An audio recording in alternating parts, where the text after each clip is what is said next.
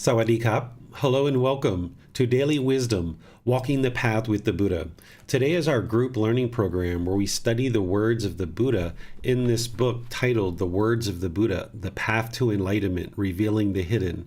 This book is titled Developing a Life Practice, The Path That Leads to Enlightenment, Volume 1. We're in Chapter 6 of this book, and we're progressing each Sunday through the actual chapters. And we've gone through some very deep teachings over the last few weeks with Chapter 3 talking about what is enlightenment, Chapter 4, the Four Noble Truths, and that's where you learn the three universal truths as well, in establishing right view. Then last week we did the Eightfold Path, which is the path to enlightenment. Some really important and in-depth teachings from the Buddha around all of these various topics. Well, today we're in Chapter 6, which is a very different type of the other chapters in the entire book. This is a very simple basic teaching, but when you understand the simplicity of it, it can be very profound when it's applied to your life. It's titled The Middle Way, Walking the Middle Way. So I'd like to welcome all of you to our class today and invite you to ask questions as we go. You can do that through Facebook, YouTube, or Zoom just by putting that in the comment section. Our moderators will see that and be sure your question gets asked during the class. If you're in Zoom, you can electronically raise your hand and ask any questions or follow-up questions directly.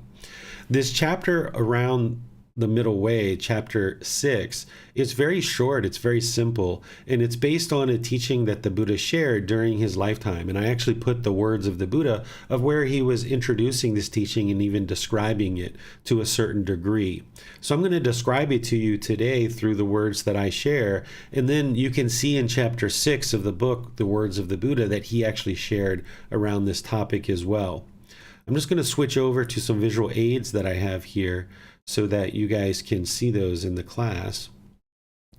During the lifetime of the Buddha, he discussed his path to enlightenment as the middle way, or walking the middle way. When he was a member of the royal family, he was a prince destined to become a king. He was living a life of luxury, indulging in sensual pleasures. Of course, as a member of a royal family, you would have lots of wealth and access to various services for entertainment and food and clothing and all the different things that he would need in life. And he realized during that time, 29 years of being part of the royal family, that his mind was discontent, even though he had everything and anything that you could imagine in terms of material wealth and material objects. So he ultimately ends up leaving the royal palace and going off on this journey to experience enlightenment. And he started studying with these two teachers in the area, and they were teaching him to do harmful things to the body. There was this self-mortification that was being practiced at that time, and it's even practiced today to a certain degree. And what people do is they kind of harm the physical body. He was taught to starve the body. He was taught to hang himself upside down from trees, lay on bed of nails, things like this, piercing the body with metal implements and other things along these lines. And the thought was that if you could overcome this physical pain, that you could experience this peacefulness and this enlightened mental state. And there's people that even do those kind of things today. And then there's also people today, like during the lifetime of the Buddha, that think that it's material wealth or sensual pleasures that are going to bring happiness and permanent happiness in our life. But as the Buddha experienced both sides of this, the sensual pleasures and the self-mortification, he understood that neither of those two ways actually lead to enlightenment and actually produce this peaceful, calm, serene, and content mind with joy. And he explained this when he was talking to a female ordained practitioner, and he was talking to her about this stringed instrument that she played prior to ordaining. It was called a lute, or some people refer to it as a sitar, although sitars didn't really get invented until after the life of the Buddha. But you understand a stringed guitar. That's what we use today commonly. And there's other stringed instruments that we have today as well. And what he was explaining is that when this instrument is, the string is too tight, that it doesn't play the way that it's intended to play. It doesn't play beautiful music. And if the string is too loose, that it also doesn't play beautiful music either. It doesn't play the way the instrument was intended to play. So he explained that the human mind is essentially the same thing, that if we're holding on to things too tight and doing things like sensual pleasures and just kind of trying to please the mind through all this craving, desire, attachment, this isn't going to lead to the mind performing optimally in this enlightened mental state where there's focus and concentration, clarity of mind, and deep memory. But also, if we do this self-mortification and causing pain to the physical body, this isn't going to allow the mind to perform optimally either, because all it's going to be experiencing is pain, pain, pain, pain. So the Buddha described that he awakened to the middle way. And awakening to the middle way is the Eightfold Path that we discussed last week. That is the middle way. He's describing the middle way as it relates to right view, right intention, right speech, right action, right livelihood, right effort, right mindfulness, and right concentration. He's sharing with you what the natural law of Gama, or the natural laws of existence, are in terms of how you can practice in such a way that you're not causing harm to others so that harm doesn't come to you. And because of that, what you'll observe is that the mind will perform more optimally. Because when we have craving, desire, attachment, we're chasing after the objects of our affection. We're blinded by our own craving, desire, attachment. If you're chasing after this object of your affection, you're not necessarily paying attention to all the various things along the way. You're just chasing after that object, almost like a predator chasing after a prey animal. But also, if we are causing harm to the physical body, doing this self-mortification that the Buddha, he wasn't yet a Buddha yet, but he ultimately became known as the Buddha, but Siddhartha Gautama was doing prior to attaining enlightenment. If we do those kind of things where we're causing harm to the body and not taking care of the body or the mind, this isn't going to produce this peaceful, calm, serene, and content mind either. It's not going to experience this focus and concentration, deep memory, and clarity of mind. It's only when we practice and refine the mind to perform optimally, and it can play beautiful music like this instrument was intended to do. So by learning and practicing the Eightfold Path, you will gradually bring the mind to this middle way. And remember that that Eightfold Path has parts of it that are wisdom, parts that are moral conduct, and parts that are mental discipline. Oftentimes people think that the way to enlightenment is just meditation and meditating your way to enlightenment, but that's not possible. Because even if you were meditating every day, but you were going outside and you were killing and you were stealing and having sexual misconduct and lying and taking substances that cause heedlessness and things like this, then you're going to find that your mind is going to be very cluttered because it's polluted. It's making decisions that are unwholesome. So therefore, unwholesome results are going to be experienced. So it's only when we fine-tune the mind to this middle way, or the Eightfold Path, that it performs optimally and we can experience better results in our life. So you can think of these 8 steps of the Eightfold Path as individual dials that we're kind of dialing in each one of these: right view, right intention, right speech, right action, right livelihood, right effort, right mindfulness, and right concentration. You're dialing it in closer and closer and closer. And what tends to happen is you might be grabbing on to one thing and doing something with craving, desire, attachment. And when you start letting go of that, the mind has a tendency to swing to the other side like a pendulum, and it kind of misses the middle. And then you kind of realize you're on this side of things, and then you let go of that, and now it kind of swings back to the other side, but not quite as far as it was before. And then it kind of swings and swings and swings, and you kind of hone in and get to this middle way more and more and more. Another analogy that I can share with you is this middle way is like a board or a piece of wood. And if you had a piece of steel and you were grinding back and forth on this piece of wood, and you were just constantly grinding back and forth, when you first start working this piece of steel down into the wood, it's going to have a tendency to veer off course and bounce out of the middle because this groove isn't really worn into the wood yet. But the longer you scrape back and forth in this middle of the board and scrape back and forth, and you dig that piece of steel deeper and deeper into the wood, it eventually gets so deep into this slot that it's created that it's harder and almost impossible, once it gets really deep into it, to pop out of the middle. And what an unenlightened mind is experiencing is that because it's untrained and it's lacking the wisdom of how to train, it doesn't know where this middle way is. It's over here chasing after sensual pleasures and trying to please the mind and have these pleasant feelings. And when it's not doing that, maybe it's over here doing painful things that are harmful to us in our life because it doesn't quite know where this middle is. And as you learn and you practice the Buddha's teachings and you're gradually training the mind starts to become more and more familiar with where this middle is. And where you know where the middle is and when the mind is in the middle is the mind will be at peace. It'll feel that it's just easy, right? It's just the mind is at ease and you'll feel this easiness in the mind. Whereas if you're feeling this stress and this anxiety and this heartache, the mind is not in the middle. But also, if the mind is having complacency or it's indifferent, the mind is not in the middle with that either. So it's only when the mind is in the middle that it kind of feels like it takes a breath and it's like, that feels nice. It's very peaceful in the middle. The mind can be at ease in the middle. But when the mind's not in the middle, you're not going to feel that peacefulness or that ease. So when you bring the mind to the middle and you feel that peacefulness, that's helping you to discover what the middle is and then be able to practice that more and more and more and more.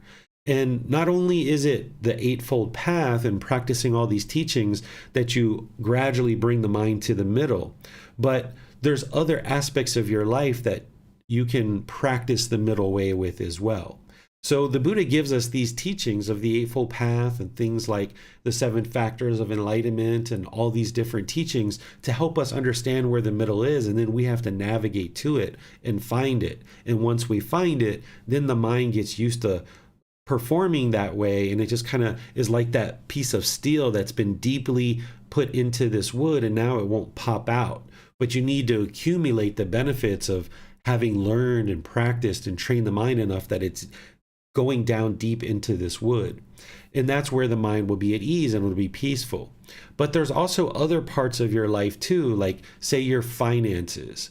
You might have a certain craving or desire around your finances. You might have a desire to have a certain amount of wealth and you're chasing after a certain amount of wealth. Or you may be lacking wealth and you may be lacking money and you feel like, gosh, if I just had more, everything would be so wonderful in my life. And the mind here isn't in the middle. It's only when the mind comes to the middle that it can be at ease. But once the mind finds the middle, it kind of shifts and it kind of changes. Like this next picture that I'm showing you here is that you might actually start off walking the middle way, and you might have found the middle with something like finances, for example, where maybe you understand you need a certain amount of income in order to sustain your life and have certain necessities in life. You need to pay for your house and your car or your clothing or your food or other things that you need in your life, these basic necessities of life: food, water, clothing, shelter, and medical care. And those basic needs are met. And then maybe you start implementing some generosity into your practice where you're kind of giving and sharing, helping charities and things like this. And you feel like you found the middle with that and you're kind of walking that first part of the path that you see in this picture where it's going straight ahead towards the mountain. But then because of impermanence, things can easily change in our life. We might have something like COVID come along where we get laid off of our job or money isn't as flowing in the economy, or maybe your boss comes and asks you to take a pay cut in terms of what your salary is or something like this. And where before you felt like you had the middle way practiced in terms of your finances, now with things shifting and changing due to impermanence, it's not that you can find the middle way with something like finances and walk straight to the mountain. It's not like that. You have to understand the universal truth of impermanence, and that now that you've taken less salary or you have less of an income, you might need to shift some of the things that you're doing in terms of your generosity, or maybe the money that you're spending on certain food or clothing or things like this.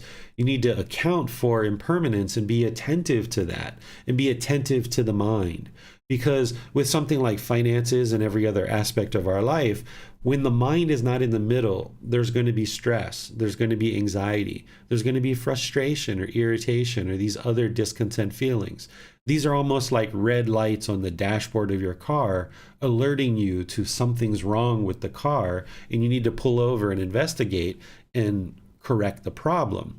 Well, when you experience discontentedness in life, that's the red light on your dashboard. You're going to hear about this in a future chapter that I'm going to be sharing from this book.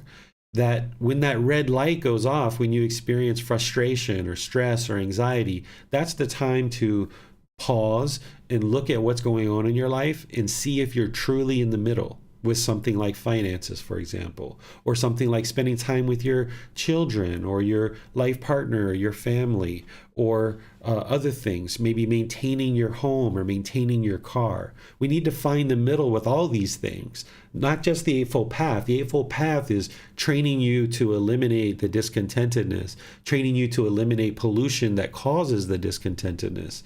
So the Eightfold Path is what the Buddha taught as the middle way. And it's a very straightforward teaching that, yeah, the mind will perform more optimally when it's practicing the Eightfold Path. But you can expand this understanding of the middle way into other parts of your life. Like I'm mentioning here with the finances, the time you spend with your family and friends, your job, your home life, your various things that you have in your life. If you're not in the middle with any of these things, then your life is going to be off balance. So if you kind of lock on to this middle way with your finances, for example, and you think you've got everything sorted out and you walk straight towards the mountain, you might actually fall into a hole, not realizing that just over that hill, there's a little hole there. Whereas if you understand impermanence, that things are going to be shifting and changing in your life in terms of your income, the amount of time you need to spend with one person or another, then you can kind of ebb and flow. So right now, depending on your age, you might not spend a whole lot of time with your parents. And that's the middle way, that you can kind of call them occasionally, you can go visit them occasionally, check in on them. You might not spend so much time with your parents. But then as they age and they need more help, you might find that you need to shift various aspects of your life. Maybe now you're not spending as much time with your children because they're older, and you need to start spending more time with your parents and taking care of them, perhaps. This is just an example. All these different things in our life are going to be shifting and changing. And when we understand the middle way and that the mind's going to experience discontentedness when it's not practicing the middle way, then we can stay attentive to that.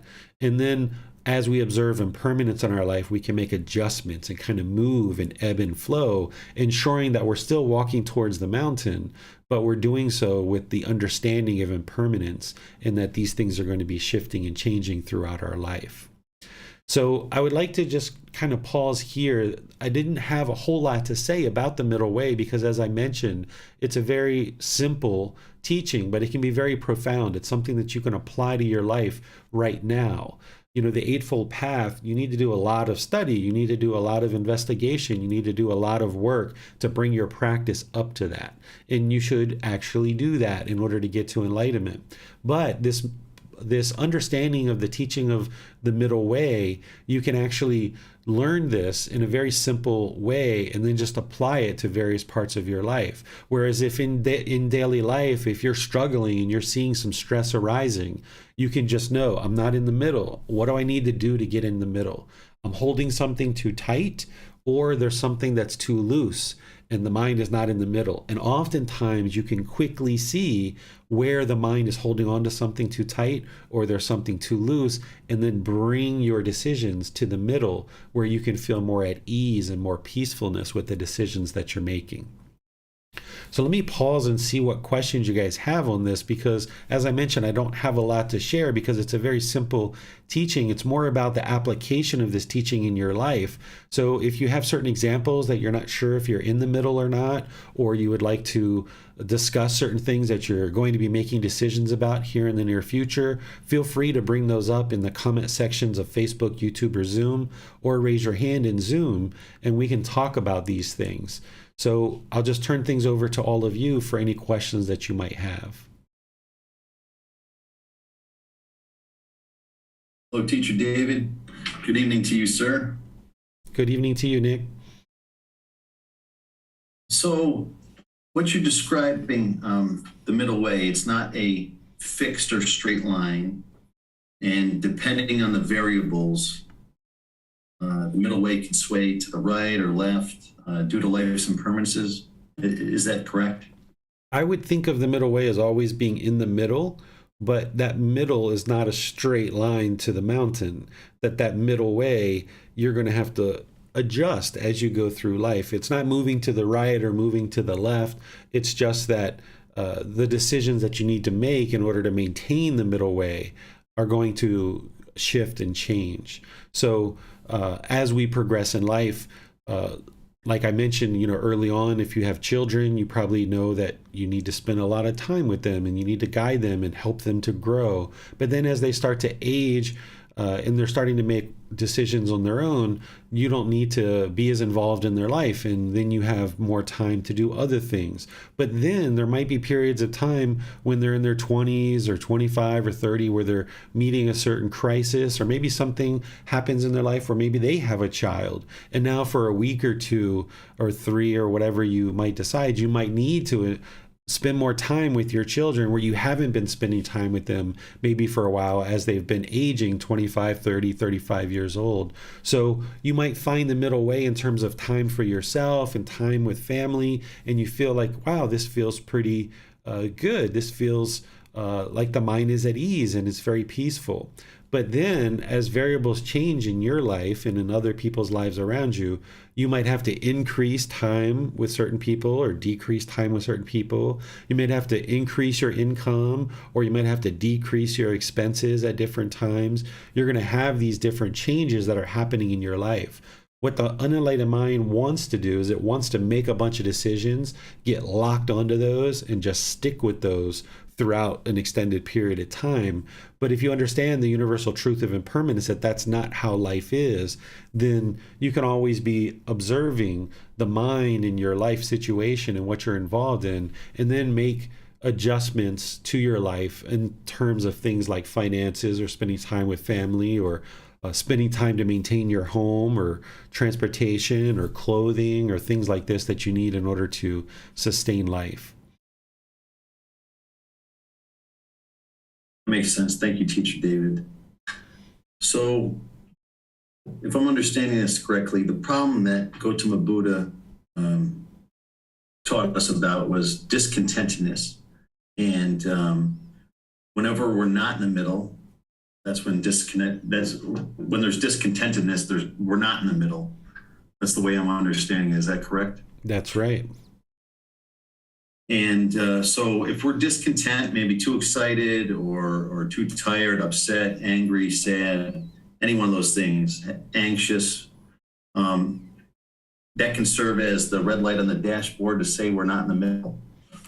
Right. That's going to help you to understand that you're not in the middle. And something we haven't really talked about much in this program, you mentioned the word tiredness.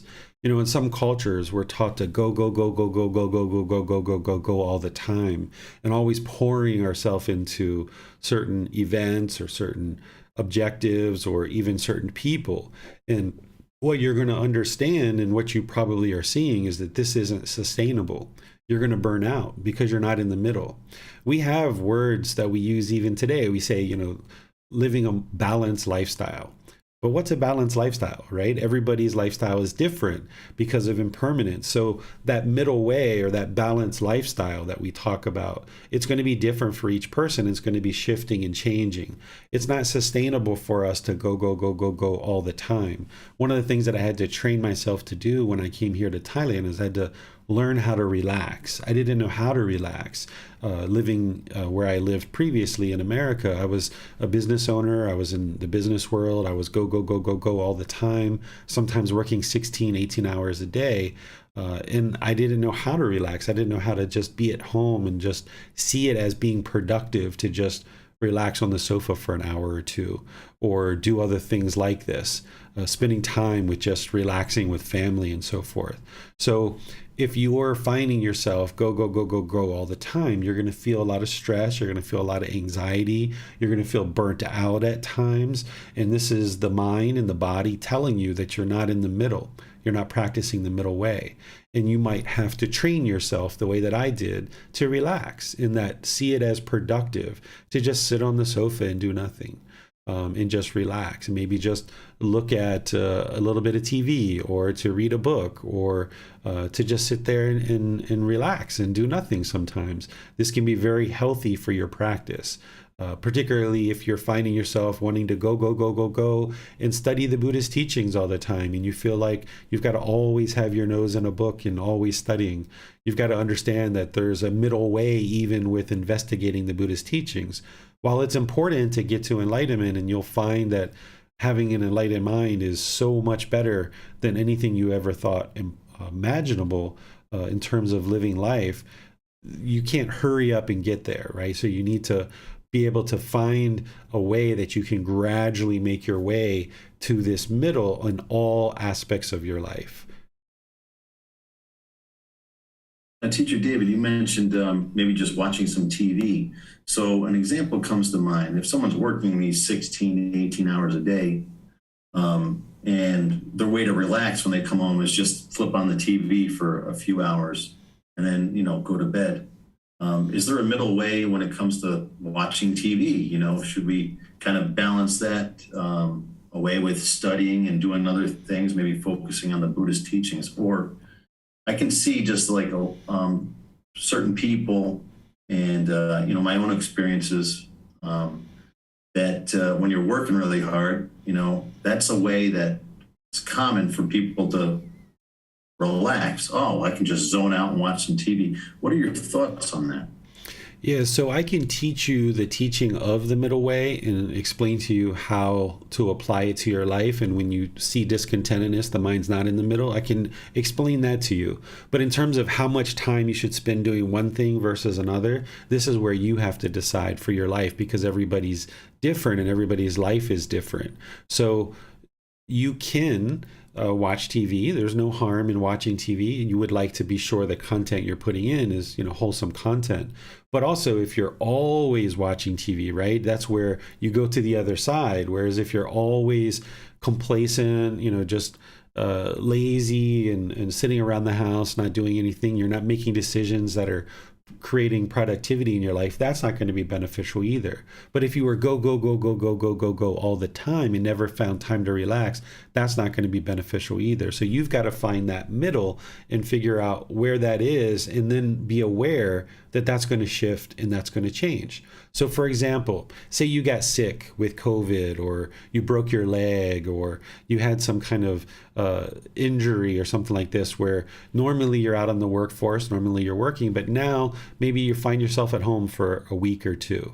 You've got to just be content with, all right, this is where I am. I'm going to be here at home. I'm going to be reading some books. I'm going to be watching TV, maybe watching some videos about the Buddhist teachings, listening to some podcasts, attending some classes, doing some meditation. You factor in all of these things, and you don't have to decide right now, right? You don't have to have a schedule that you map out. Okay, I'm going to do this on Monday for an hour. I'm going to do this on Tuesday. You don't have to map it out that way, but you building this awareness of mind, or this mindfulness, you stay attentive to the mind, and you stay attentive to the things you've got going on in your life, and you can make decisions day by day, moment by moment, about the things that you're doing in life, and ensuring that you're not always go, go, go, go, go, but also ensuring that you're not complacent and lazy either, and finding ways to be productive in the various activities, the various goals, the various objectives that you have in life. So when we find ourselves not in the middle, when there's some discontentedness, the way to bring it to the middle, is that the 7 factors of enlightenment? Yeah, so I've mentioned the 7 factors of enlightenment, and I think even discussed them to a certain level of detail at different times. The 7 factors of enlightenment, oftentimes because of the title, people think that it's how to determine if you're enlightened, but it's actually not. They're actually tools to fine-tune the mind. And the first one that the Buddha talks about is mindfulness. And he says this one is always useful. We should always be practicing mindfulness, which is awareness of mind. Because if you're going to purify the mind of these pollutions and you're going to bring in this wholesome qualities, you need to be aware of what's in the mind, what's there that's unwholesome and what's there that's wholesome, so that you can eliminate the unwholesome and you can arise the wholesome. So practicing mindfulness is always useful. Essentially, you should be practicing that at all waking times of your day. The other factors of enlightenment, there's 3 that he shares, that if the mind is sluggish, you can practice these and bring them to the middle. And there's 3 that if the mind is excited or overactive, you can practice those to bring the mind to the middle. And you can see those in chapter 3. I've described those very clearly for you and actually explain how to apply them, whether the mind is sluggish or the mind is excited. And this is what's going to fine tune the mind and bring it to the middle at any given time. But then the way that I'm explaining the middle way, and the way that you can apply it to your life, is above and beyond what the Buddha explained in terms of bringing the mind to the middle with the Eightfold Path and the 7 factors of enlightenment. You can also apply it to various decisions that you need to make at different times. Whether, like I've mentioned, all the different examples, spending time with your children, your life partner, maintaining your home, maintaining your physical body, maintaining your job and your occupation, where oftentimes we're taught to put 80-90% of our effort into our work, and we're motivated to make all this money, and it's going to be material objects that are going to bring this happiness to you. But you can see around the world people that are super rich and super wealthy. Some of those people are peaceful and calm and living a great life, but others, even though they have a lot of money, they're not very happy or very content. And you can see it in the Buddha's life too, that he had all the material possessions and he still wasn't experiencing peacefulness and contentedness. And even once he attained enlightenment, he didn't go back to the royal family. He continued to practice the way he was practicing. So once you understand that it's not going to be work, get rich, get wealthy, make a lot of money, that's not what's going to bring you contentedness and peacefulness, then you can start bringing the mind to the middle. But then there you can also understand, if you didn't have any money, or you were upside down in your finances, meaning you were spending more money than you were making and you're going into debt constantly, this isn't going to produce peacefulness in your life either.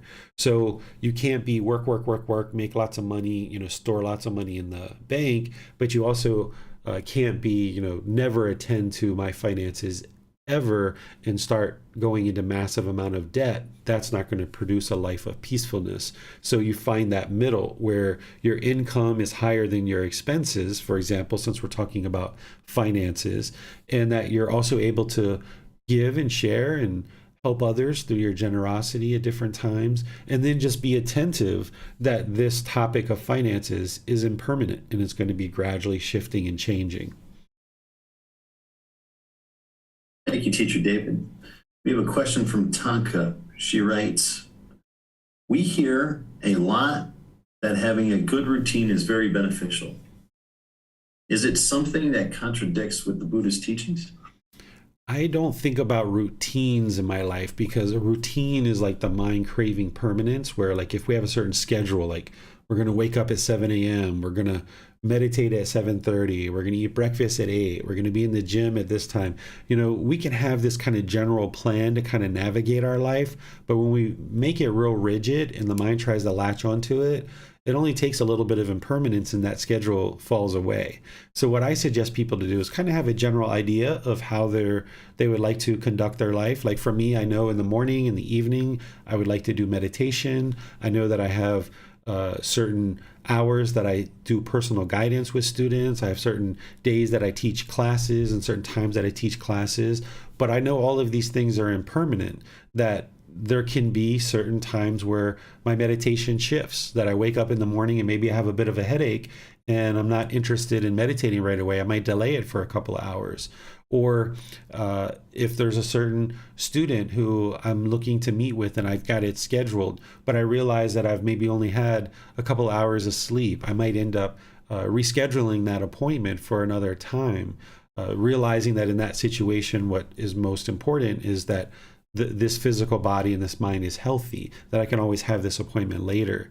So we can have this general way of conducting our life and things that we know that we're working towards, but not being real rigid with it and think of it as permanence or as a routine, because it's not going to be able to be performed the same way every day all the time. And if we lock onto it, wanting it to be permanent, then as soon as there's a little bit of impermanence and we can't do the things that we've scheduled, then the mind's going to be discontent. So I suggest kind of more of a looser idea. So rather than lock onto it really tightly, or rather than have no schedule at all, have a general idea that's kind of a little bit loose and that leaves room for movement and shifts. That's great advice, Venerable Sir. Let's go to Tony. Hello there. Denise Davis asks on Facebook, teacher, is there a middle way to watch the news and not become discontent? Okay. Thank you, teacher. Sure. So the reason why the mind gets discontent when it's watching the news is because there's craving for the world to be a certain way. It's on one side, right? And then the other side would be if the mind was indifferent and you didn't care what was going on in the world. Instead, you like to practice this loving kindness and this compassion. Loving kindness is this genuine interest in seeing all beings be well, and compassion is this concern for the misfortune of others. So the reason why your mind's discontent is not because of the news, you know that, but it's craving, desiring, attached. It wants the world to be a certain way. So what I suggest you do is go away from the news for a period of time, whether that's a few weeks or a couple of months, and just don't watch the news. You've got to let go of the craving. You're going to hear about things that are going on in the world. Oftentimes we think if we don't watch the news, we're not going to know what's going on. People will tell you, whether you're at work or it's your friends or your family, people will talk to you about things that are going on. You may even, if you can't just kind of cut it off completely for a few weeks or a few months, you might decide to watch it every other day or every third day or something like that. Because as long as that craving for things to be a certain way in the world is there, when you watch the news, it's going to produce discontentedness. So you've got to distance yourself from the news, go through a period of time where the mind's not craving to know what's going on and craving for the world to be a certain way. And then once you do that, then after a few months or what have you, you can kind of reintroduce it slowly but surely. And then at any point that you see the mind becomes discontent again, let it go for a week or two, and then slowly introduce it again. So you kind of have to strip things out of your life, go down to bare minimum, and then allow the mind to find its contentedness and peacefulness there. And then you can slowly, gradually introduce these things back into your life. And wherever you see that as you're reintroducing something like the news, that there's discontentedness, then cut it out of your life again for 2 weeks or 3 weeks or 4 weeks, and then gradually reintroduce it again. That's how you can then find the middle way. Because as long as you're holding on and wanting the world to be a certain way, or you're indifferent and you don't care, which that's not the case, the mind's going to be discontent in both of those situations. So the way that you find the middle is let go of the world, wanting it to be a certain way. And if you let go of the news and just allow the mind to find its inner peacefulness on its own, then after you do that for an extended period of time and you reintroduce the news, you can find that the mind can be quite content just being aware of what's going on in the world rather than wanting things to be a certain way.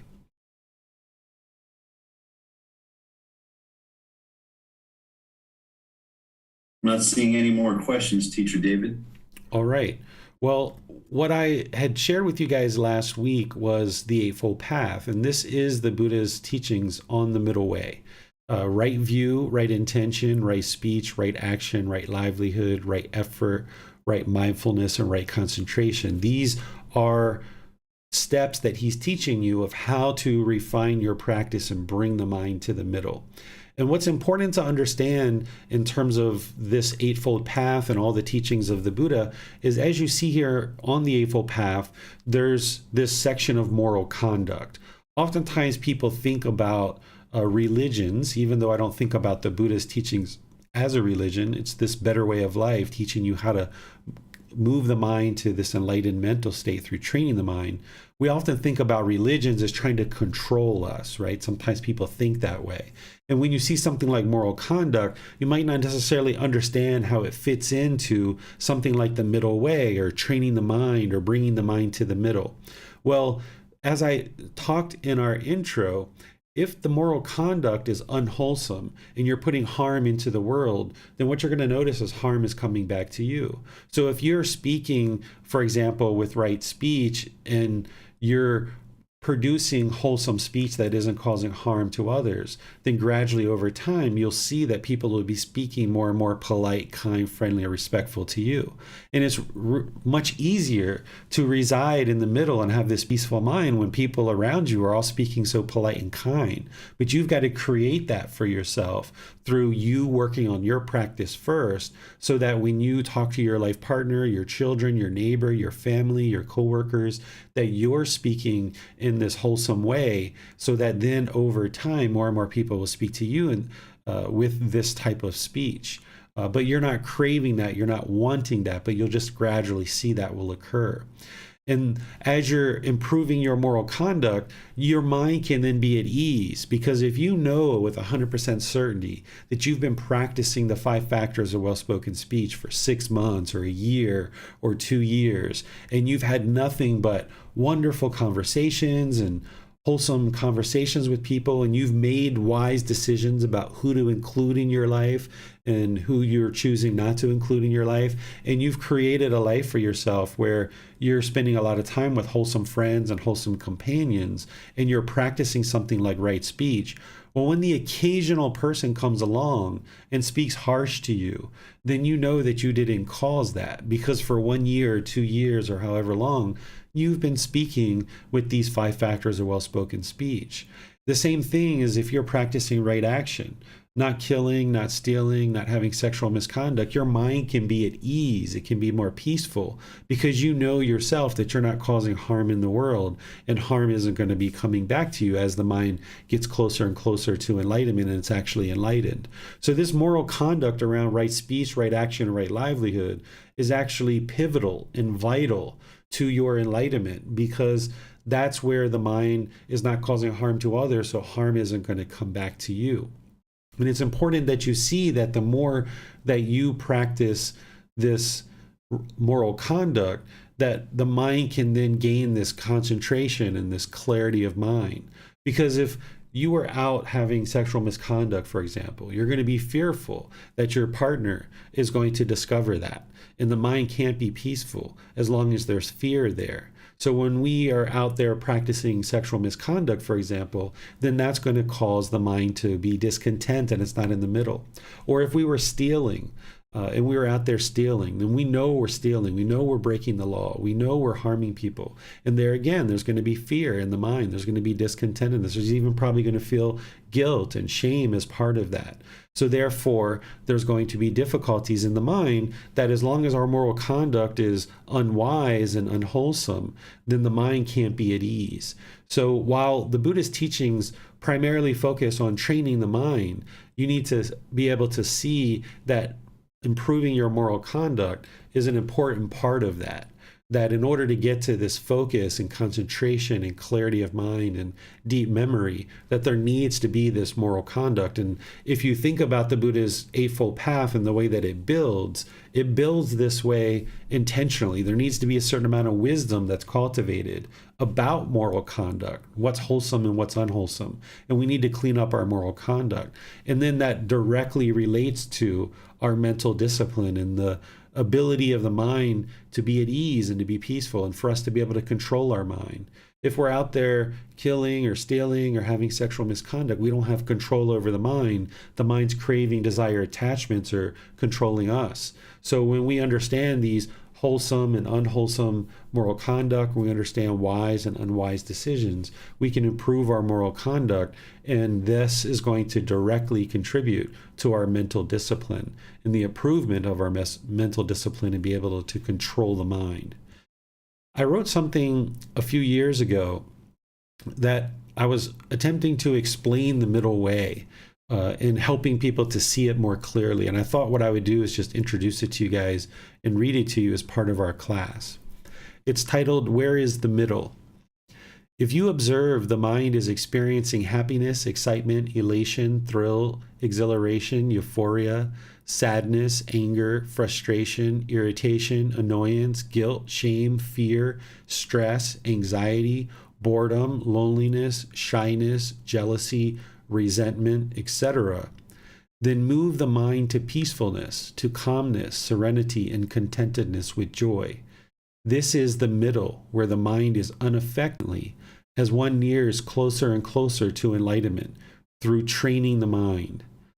The mind will be focused, concentrated, have deep memorization with clarity of thought and no discontent feelings. The mind will be at ease. That's the middle right there. So while one is learning and practicing to attain this mental state permanently, anytime you observe the mind is not in the middle, experiencing discontentedness, like pleasant feelings, painful feelings, or feelings that are neither painful nor pleasant, actively apply right effort, eliminating unwholesome mental qualities and arising wholesome qualities, to bring the mind to the middle, where it resides only in the present moment, letting go of thoughts, feelings, and emotions that are discontent.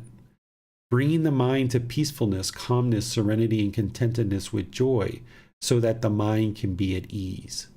So this was me trying to describe the middle, because as I mentioned, the mind will take a breath when you're in the middle. When you're feeling all these discontent feelings, whether they're pleasant feelings, painful feelings, or neither painful nor pleasant, the mind is not in the middle. And there's decisions that you can make in those situations to move the mind to the middle. And this Eightfold Path is helping you to understand the path to enlightenment and how to train the mind to bring the mind more and more to the middle. But then you can apply this simple teaching of finding the middle to all parts of your life. Even really paying attention to reading, to attending classes, to asking questions, to getting personal help. That's not going to produce enlightenment either. So you've got to find that middle where you can maybe read 10 or 15 minutes a day, the book, and kind of gradually work through these chapters. You can meditate 2 or 3 times a day, building up your practice. You can maybe get personal guidance once a month or once every 2 weeks, or whatever ends up being what you need at that particular time. You might go through a period where you need personal guidance every week, and then maybe you spread it out once a month, once every 2 months, or as needed. So you've got to find that middle in all these different areas of your life, and that's what's going to produce this peaceful life. Grabbing on and chasing after these sensual pleasures, that's not going to produce a peaceful mind and a peaceful life. But also being indifferent and not really attending to the things that we might enjoy or things that we would like to do in life, or meeting our objectives and our goals, that's not going to produce a peaceful life either. We're going to feel like we're depleted and not really feeling fulfilled. So in this middle way, there's this inner fulfillment where the mind feels fulfilled or peaceful or calm. So this is all that I have to share with you guys. If you guys have questions, I'm pleased to help you guys and answer any questions that you might have.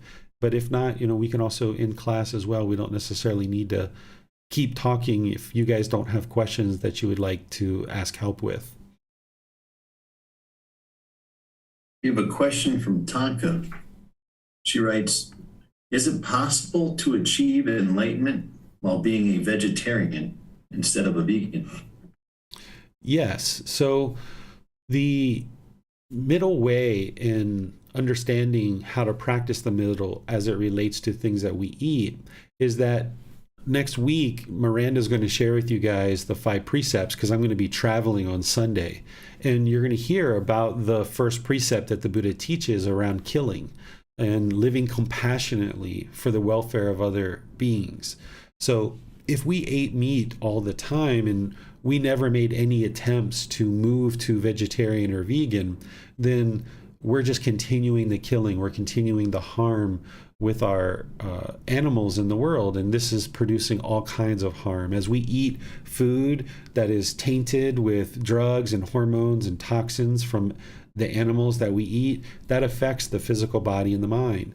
Also, as we kill animals in the world, this produces environmental challenges and environmental difficulties. So we experience this sickness in the human body, and we experience this difficulty in the environment. So this entire world is starting to move more and more to these teachings, and we've been doing this from all of human evolution, that we've been moving closer and closer as a human race, or as humanity, closer and closer to enlightenment, without people necessarily realizing that's what we're doing, because as a species we're evolving. And at one time, humans didn't eat animals. We didn't eat meat. We were actually plant-based. We had a plant-based food supply. You can see this. You don't have to believe me or believe what people write. You can actually see this in your teeth. If you look at carnivores, animals like lions and tigers, if you look at their teeth and how sharp their teeth are, they're designed for killing and ripping meat and chewing meat. And if you look at animals like horses and cows and things like this, they have very flat teeth because they eat grain. They don't eat meat. Our teeth are very flat, very much like animals like cows and horses and things like this. So we actually started eating meat out of necessity. As we were evolving, we ended up running out of food in the forest, and we ended up becoming scavengers, and we started to take over kills from predators, and we started eating meat out of necessity because we lacked enough plants in the forest to be able to eat. And we started eating meat. But now, because of human evolution and putting drugs and toxins and hormones and all these things into animals, as we eat animals, it's affecting our body, it's affecting the environment. So it would be wise to move to becoming vegan, but not everybody in the world is going to be able to do that because of the universal truth of impermanence. As a species, we need to gradually move to that. And there's people that have been vegan their entire life. I know students that have been vegan since they were born. In fact, their mother, when they were in the womb, were vegan. So when they were born, they've been eating vegan their whole life. They don't even have to take supplements or any kind of vitamins, because from the time of conception all the way through their adult life, they've always been eating plants. But there's other people who, as you are switching and moving over to vegetarian and vegan, you might find certain challenges with that. I would suggest it is possible, but there's going to be rare situations where people might have certain medical conditions. And even if they consult a doctor who is vegan and who understands veganism very well, there might be situations where 90% of their diet can be vegan, or 95% of their diet can be vegan, but they might still need to eat some eggs or some cheese or something like this. I've heard of a few cases like this. I don't know the details of it, but if you're in that situation where you're moving to vegetarian, you probably need to be vegetarian for 6 months or a year before you feel comfortable moving to vegan. It took me 6 months of eating eggs and cheese before I felt comfortable to move to vegan. The body and the mind had to adjust to that. So if you've recently made decisions to move towards veganism and you're now practicing being a vegetarian, eating eggs and dairy and other things like that, that's fine. You can hang out there for a while. But if there's no medical condition that's keeping you needing to eat eggs and cheese and milk and things like this, you should be able to move to vegan as well. But it's going to take you time to transition the body and the mind. You're going to have to find new recipes. You're going to have to find new food suppliers, new restaurants. All of this stuff is gradual. And you will see the improvement to the condition of the mind and the body as you do this. That's why you don't have to believe the teachings, but you can see the truth for yourself, that the body and the mind becomes more healthy. And practicing the middle way here would be, instead of going directly from eating meat to, snapping the fingers and moving straight to veganism, that you understand that it's gradual, that you gradually start moving in more vegan recipes, going to more vegan restaurants, finding things that you enjoy eating that are vegan, and then you just gradually make your way towards that. But there's going to be these rare occasions over the next few decades where, because human beings have been eating animals for so long, that there's going to be certain human beings that have certain medical conditions that even doctors who are very familiar with veganism might recommend that certain people with certain medical conditions continue to eat certain foods. But then, as more and more of us are eating plant-based foods, more and more mothers are eating plant-based foods, babies in the womb more and more are growing and developing based on plant-based foods. As there's birthing in the world over multiple generations, we should be able to get to a point where the majority of the population, if not all the population, is eating plant-based foods. But when each individual chooses to do that is up to them. It's something that you need to do gradually. It's a personal choice. I suggest people move towards veganism gradually, and make a concerted effort to do that, and don't allow the mind to convince itself that it would be okay to just kind of stall out and only eat something like eggs and other dairy products just because you feel more comfortable doing that. You can continue to progress, month after month, and move closer and closer to veganism, not allowing the mind to kind of justify eating eggs or cheese or milk, because these still keep animals trapped in a life of servitude. And this is why we experience things like the bird flu and swine flu and things like this, that because of our close contact with animals, the viruses are coming from animals into the human world. And this is the harm that we're causing, because we're causing harm by keeping animals trapped in a life of servitude. The harm is coming to us, that these viruses are coming to us. So the more that human beings move closer and closer to plant-based food supplies, then we'll see that we won't have these viruses and sicknesses coming into our population. It's interesting you mentioned some of that, Teacher David. I was just reading about the plagues throughout history. Somehow I was looking up COVID, and it was listed as one of the seven deadliest so far in human recorded history. And I noticed that these other pandemics and endemics and things like this, most of them came from animals. Like even the plagues, the bubonic plagues, rats. Mm-hmm. COVID with the meat market out there, and all of these things. So that seems to be very true.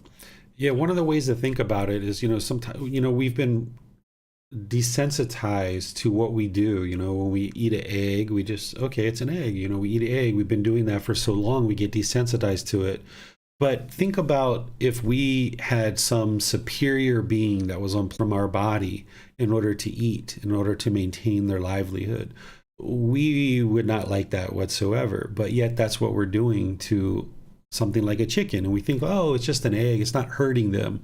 But would we be interested to be in that cage and have animals that are more superior than us, or some other being more superior than us, taking our eggs and eating them and keeping us trapped in this life?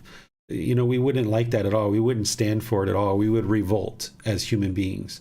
But yet that's what we're doing to other animals, and we've come to accept it. And this is just our lack of wisdom as human beings. I've eaten plenty of eggs in my life. I've eaten plenty of animals in my life. I've actually worked on a farm and killed animals as part of my work on a farm. But as we gain more wisdom and we see the harms that we're causing in the world, we can evolve beyond our past decisions and realize that the way that we're making decisions now is harmful to the planet. It's harmful to us as a species. It's one disease after another, whether it's HIV, whether it's monkeypox, whether it's the ones that you mentioned, Nick. You can go back in history and you can see all these different viruses.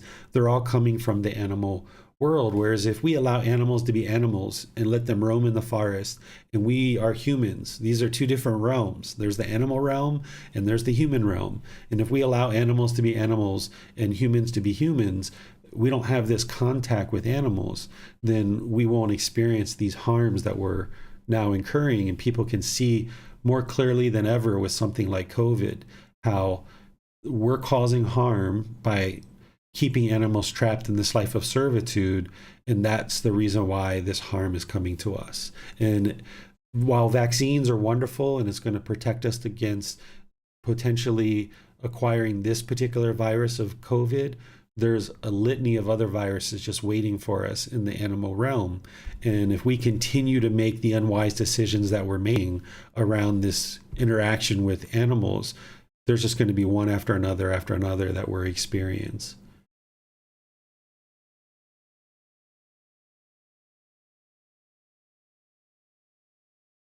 Yeah, that's another one that I read on the 7 deadliest HIV, and that came from chimpanzees, the blood of a chimpanzee. So yeah, it's very interesting, and I was just realizing that reading that article that all of these are coming from the animal realm. Yep. You know, including today's, the new one, COVID. Mm-hmm. Yep, you can see, the beauty in the Buddha's teachings now that we are 2,500 years away is that when he taught, he just taught the teachings, and he didn't really kind of have these warnings, or he didn't try to guilt, shame, or fear people into practicing his teachings. He just taught the teachings. There's a few places where you can see where he says, okay, people who kill, this is going to be the results, or people who steal, this is going to be the results, or people who have harsh language, this is going to be the results. But he doesn't really talk about the results very much in terms of the unwholesome results that we experience. But now that we're 2,500 years away from when he taught, you can go through each individual harm that we experience in the world, and you can directly see how it's related to the Buddhist teachings in one way or another. And that's one of the beauties of having 2,500 years later after his teachings, is that you can learn his teachings very deeply. You can look at the harms that are being experienced in the world, and you can directly relate every single thing you see on the news, every single modern topic that we're talking about. You can see through his teachings how wiser decisions that we make by practicing what he shared will improve the world and get us to a point where what I would describe as heaven on earth. Whereas if we had 7.5 billion people in the world that were enlightened, essentially the entire population enlightened, this would be heaven on earth. But it's going to take a whole lot of work from a whole lot of individuals to get there. And we don't have to focus on everyone else doing that. We can just do it for our own life. And if we just focus on our own life and improving our own decisions, there's going to be other people who make other decisions that we might disagree with. And we don't need to try to run out and convince them to change their decisions. But if you learn these teachings and you can see the truth in them more and more and more, and you improve your decisions, then with each person choosing to do this one by one, then collectively, as we evolve as a human species, we'll see the world becoming more and more of heaven on earth. Sometimes we think that, everybody's got to get together and agree to one particular thing, and then that's how the world becomes a better place. But in reality, it becomes a better place by individuals choosing for themselves that I would like to make changes for my life. And then, for example, like Nick, when you first started learning, now your son, your daughters, your life partner, your mom, people around you are taking notice and starting to now practice just because of your choices to practice. And other people may be experiencing that as well. If you've been practicing for any length of time, you just focus on your own practice. And then after 6 months, a year, 2 years, other people are going to observe how peaceful your mind is. And they're going to ask you why. And you'll say, oh, well, I've been training the mind with the Buddhist teachings.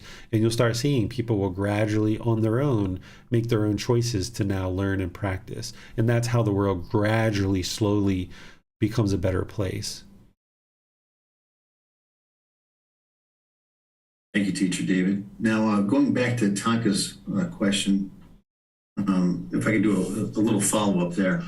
When she asked if it's possible to achieve enlightenment while being a vegetarian instead of a vegan.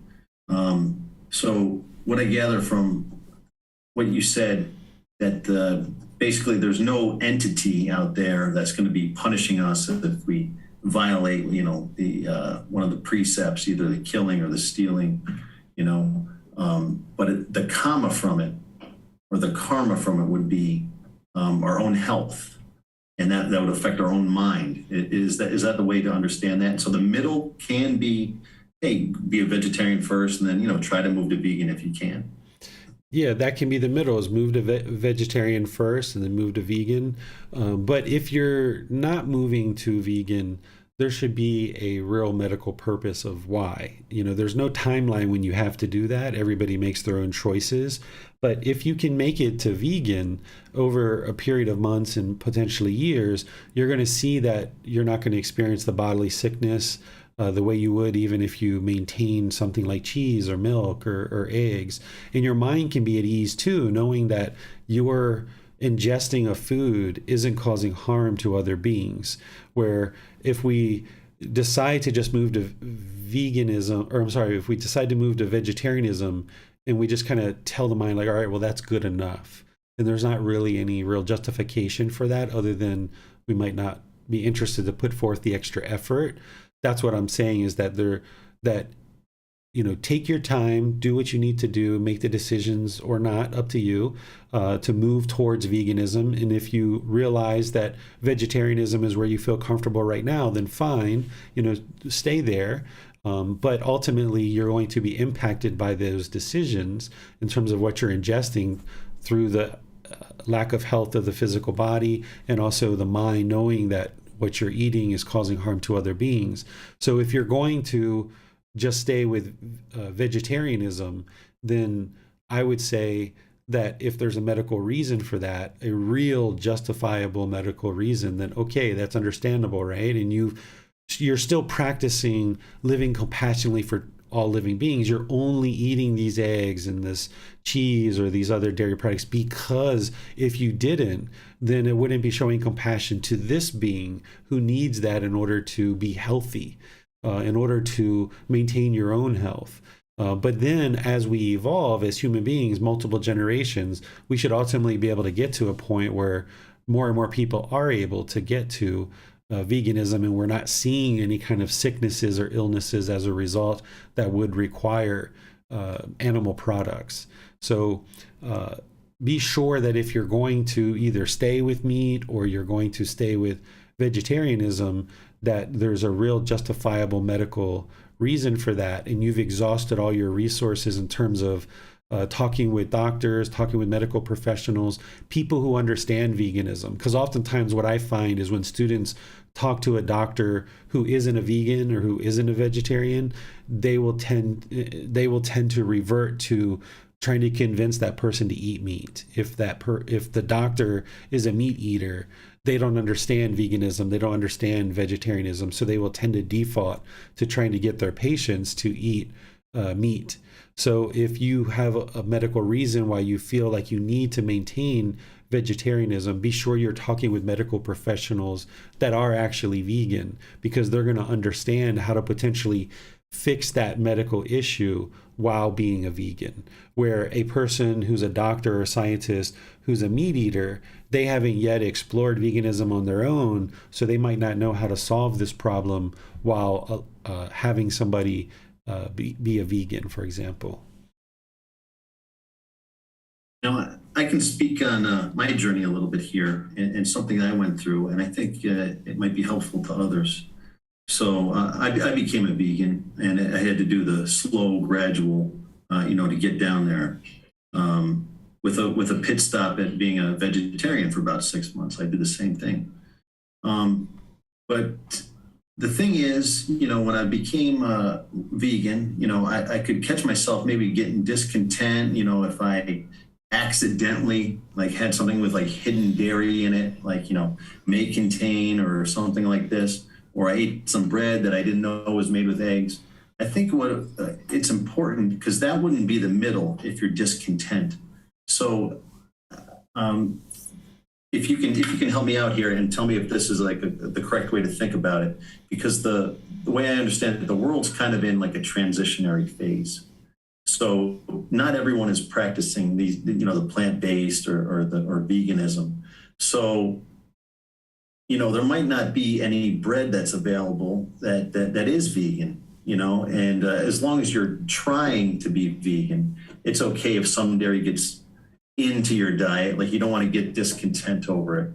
Am I Am I interpreting this correctly to make sure that I stay in the middle? If there is some dairy that, I'm a vegan, but if some gets in somehow or there's no other options, the important thing is to not eat meat.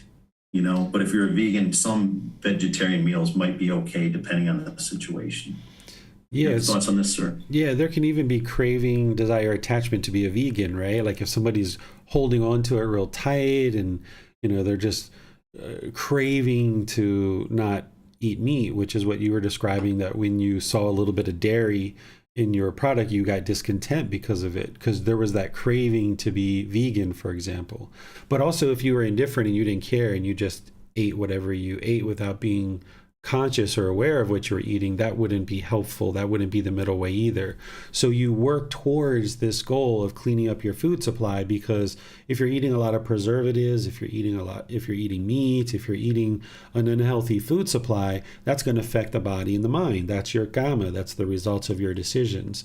So you can choose to be vegan and work in that direction and gradually move in that direction.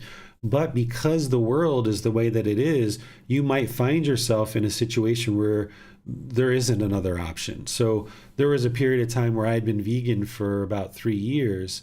And this was just about, maybe 6 months ago, where I was at the mall with my son, and it was a weekend, and it was like 3 or 4 p.m. and I hadn't eaten all day. And the shop that I usually purchase food from, there's just this one place at the food court where I usually get a vegan pad thai, and they know how to make it, and they don't put eggs. It's just tofu and noodles and bean sprouts and things like this. They were closed, and I was like, oh, okay. So what are my options? I can leave, get my son and leave, and we can go find something else. But I was starting to feel almost malnourished at 3 or 4 p.m. without having food all day. And he had already ordered his food and paid for it. So I was like, all right, leaving probably isn't a good option. Thailand can be pretty hot. You can actually fall down and, go unconscious in some cases. I've seen that happen to people. So I was like, all right, well, that's not a good option. Maybe there's another restaurant here, another vendor that sells something that I'm not aware of. So I went to each individual vendor one by one, and I scanned their menu, looked at their menu. I went to each restaurant twice, looking at every single thing, even talking to some of the vendors to see if they would be able to make me some kind of food without meat. And after doing all of that, it took me probably 10 or 15 minutes to go through each one of those. And even my son was looking for me, and we couldn't find anything. So finally, I decided, okay, let me just eat this egg omelet. They serve this egg omelet over rice. And I was like, that is the least harmful thing that I could do in this situation. If I left, my son wouldn't be able to eat. I haven't eaten. It's hot outside. I'm already feeling a little bit malnourished. If I left, that would potentially cause harm. If I ate meat, which I definitely wasn't interested in, that would cause harm. So the middle way for me in that particular situation was, let me just get this egg omelet and put some vegetables in it and eat it over rice. And then that is something that I would be able to eat and be able to ensure that I'm not, treating this being David in a way that would not be loving kindness and not be compassion. So that was the first egg that I've eaten in several years. But there are going to probably be those situations that you might find yourself in, and if you're not attached or you're not craving to be vegan, then you can make that conscious choice and not be discontent about it, and realize that, okay, I've lived compassionately for the welfare of all living beings. I went to the place where I usually get food, they're closed. I went through the menus of all the different restaurants and looked at the board twice, going through each one methodically. My son was looking for me. I've done as much effort and much work. The only other thing I could probably do is just leave. And like I mentioned, I wasn't in a condition to be able to do that. So in that situation, my mind wasn't discontent. And then after that meal, I was right back to eating vegan food again. So you can do these kind of things. And it's not like, okay, I had that one egg and now the whole world's going to be doomed and David's going to immediately get sick and he's going to end up in a hospital. There's not this type of thing that's going to happen.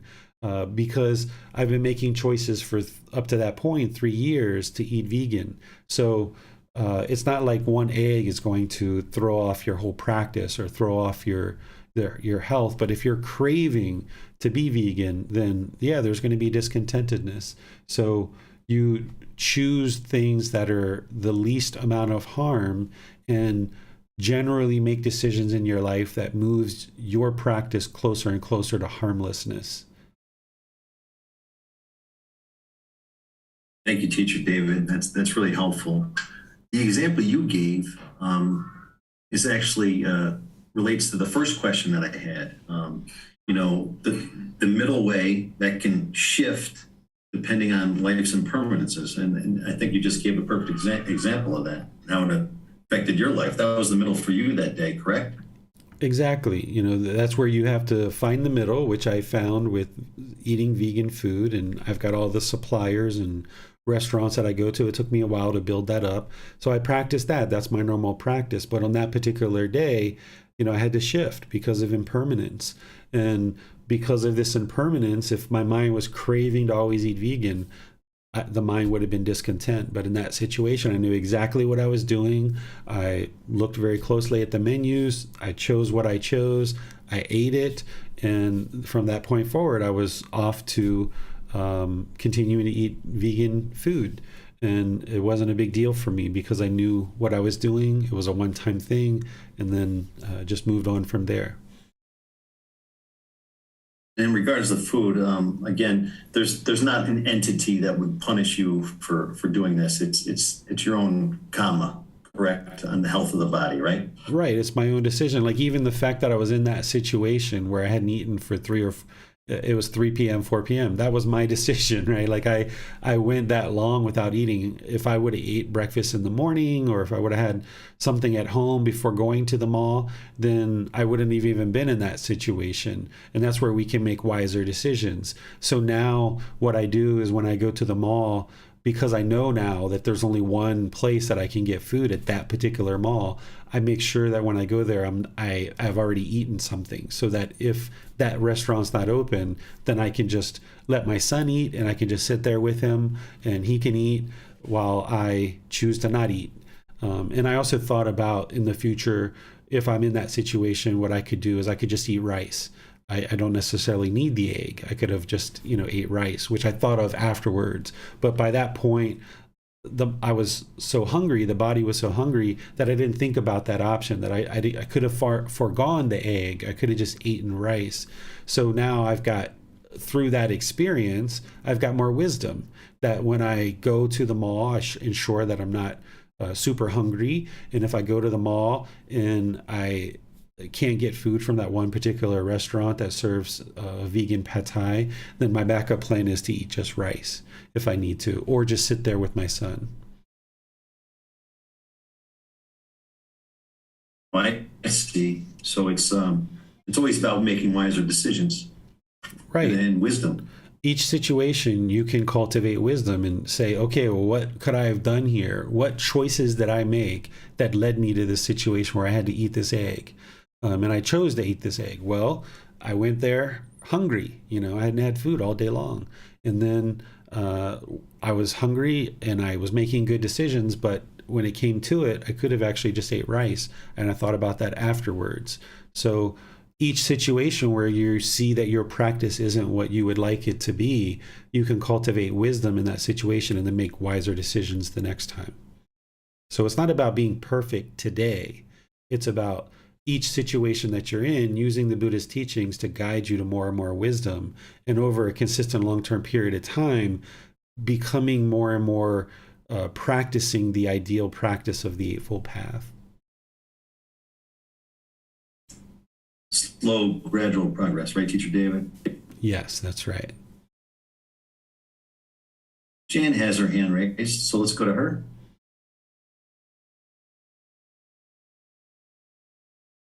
Your mute's on, Jan. I see your lips moving, but I can't hear you. Thank you. Thank you, Nick. Thank you, Teacher David. I'd like to ask a question about right speech. I've recently been asked for my advice because people know that I'm studying. the Eightfold Path, and I don't feel very well qualified to give people advice. So I have been trying my best to share what my personal experience has been. I don't feel that I have the ability to explain the Buddha's teachings to people very well. So I encourage them to read your book, for example, or to go to other sources if they're interested. And I feel like I'm trying to negotiate this middle way path of sharing what I do know without misspeaking. I wonder if you have any guidance for me or people in this similar situation who are being asked to talk about what we're learning and maybe we're not feeling comfortable explaining to other people. Yeah, what you're doing, Jen, is exactly what I would recommend. You know, you can only talk about your experiences and what you know, and you can make that clear, right? If there's no ego there, or you're working on eliminating ego, you can be clear with them and say, the only thing I can discuss, the only thing I can share with you is what I know. And I don't feel like I know, an enormous amount, but I can share with you what I do know. And then what I would recommend for you is to reach out to this teacher or this book or these classes. That's the best way to do it, because oftentimes people get stuck in a situation where they're just learning and they get busy trying to help other people and they're not focusing on their own practice.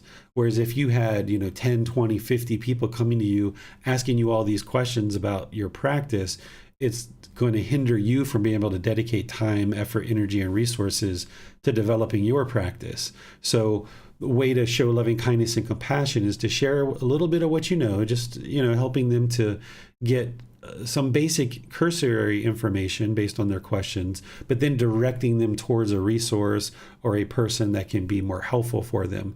That way you're still practicing loving kindness and compassion. They're getting the help that they need, but you can stay focused on developing your practice as well. Thank you, teacher. You're welcome.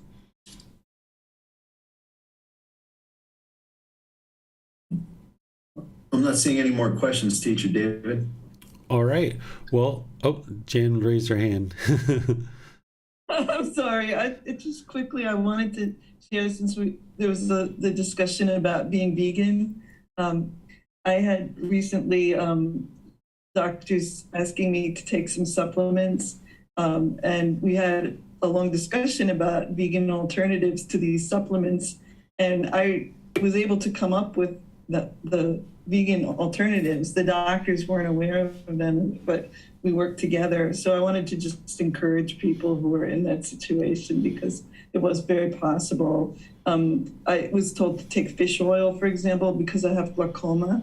And we were able to find flaxseed as an alternative and seaweed as an alternative. And so, it was a very satisfying outcome.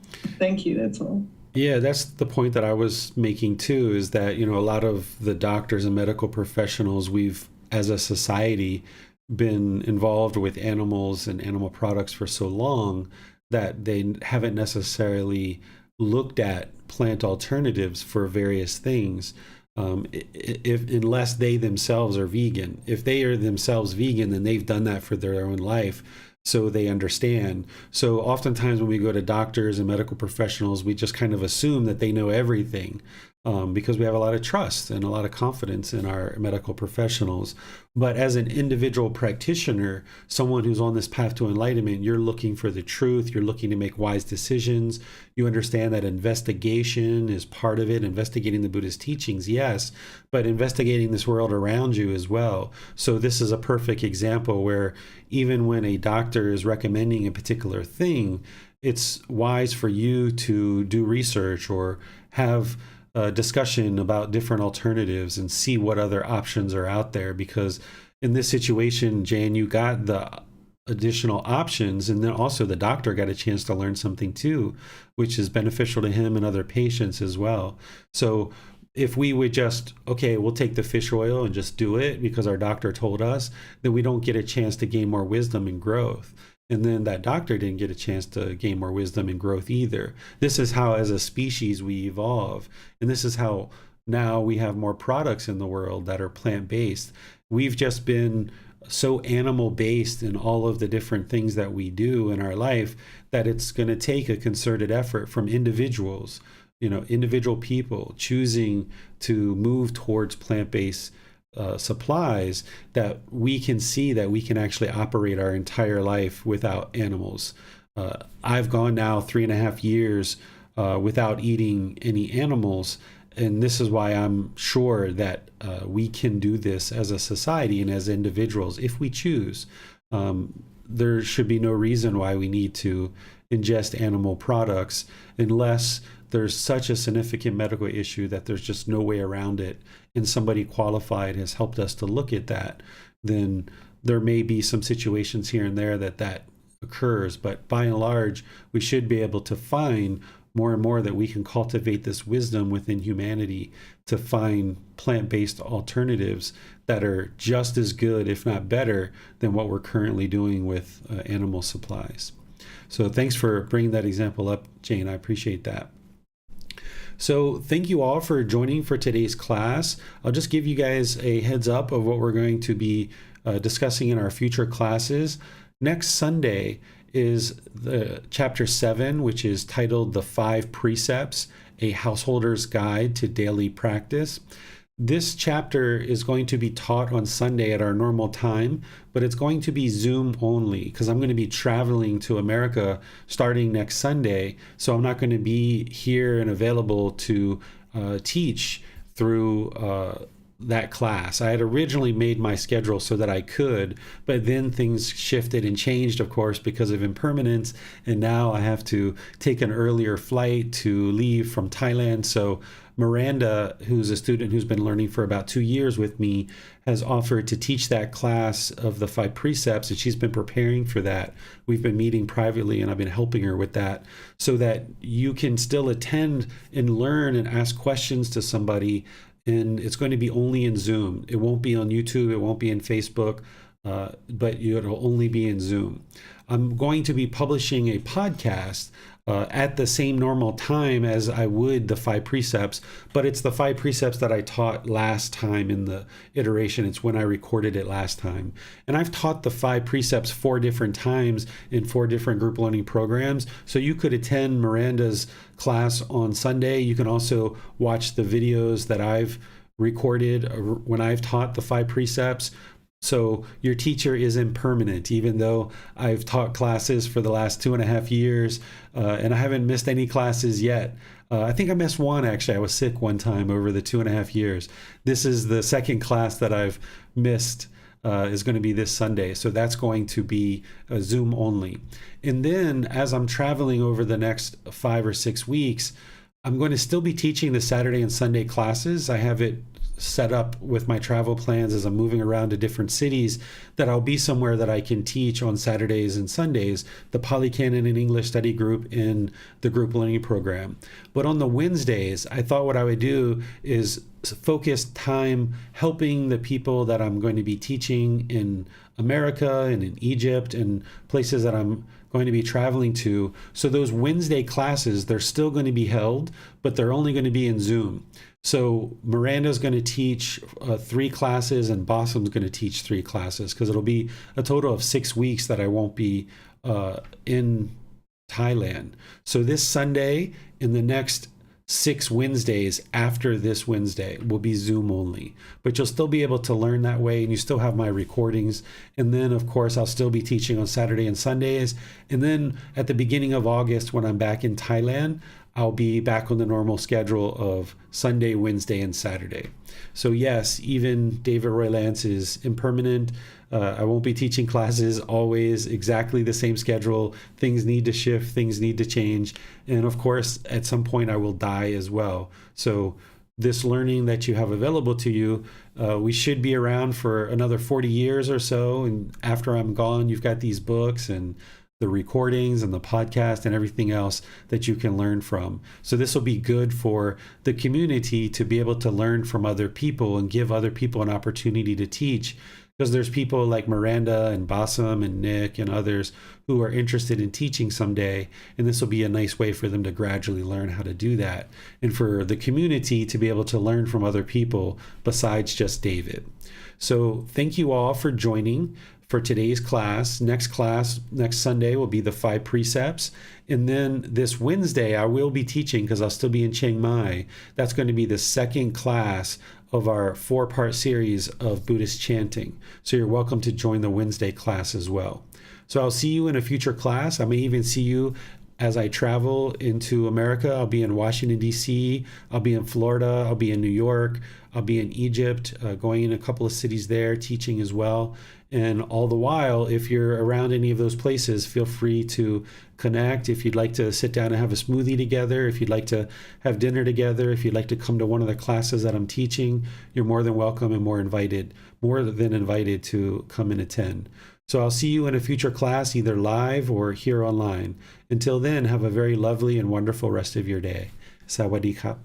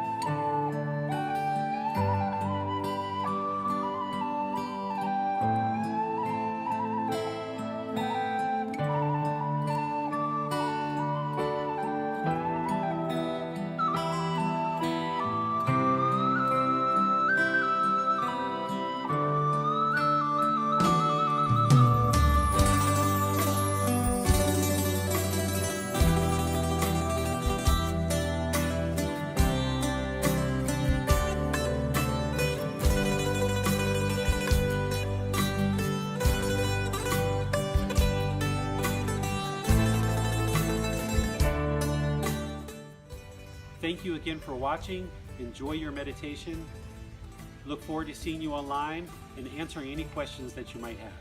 Thank you so much.